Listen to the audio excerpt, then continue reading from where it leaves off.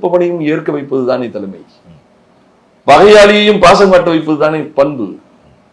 எனக்கு என்ன இவரை பிடிக்காதுங்கன்னு சொன்னவன் இல்லைங்க ஒரு நல்ல மனுஷனா இருக்காருங்க, நான் தாங்க எனக்கு கருத்து தப்பா இருக்குங்க அப்படின்னு நினைக்க வைக்கணுமா இல்லையா? அதை விட்டு விட்டு சேர்க்க மாட்டேன், அவர்கள் ஆகாது. இன்றைக்கு நான் கேட்கிறேன், உங்களுக்கு எதிரி ஸ்டாலினா ஓபிஎஸ்? கட்டாயம் ஸ்டாலினாகத்தான் செயல்பட இருக்கணும். அப்படி இல்லையே, ஸ்டாலின் 2ஆம் முறை முதலமைச்சராக வருவதற்கு நீங்களே துணை போறீங்க.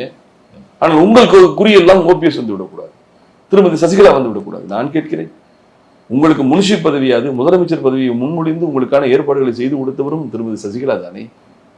சகோதரர், நீங்க ஜெயிலுக்கு போகணும், பையெல்லாம் பேக் பண்ணிக்கிட்டு இருக்காங்க, 4.5 வருஷம் ஆகும்.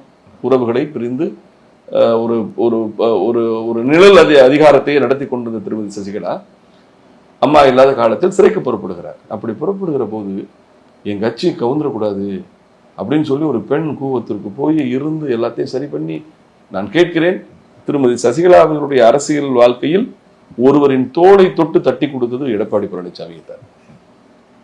நான் கேட்கிறேன், மற்றவங்களெல்லாம் விட்டுருங்க சார், அவங்களுடைய அரசியல் 1000 மாற்றம் இருக்கலாம்.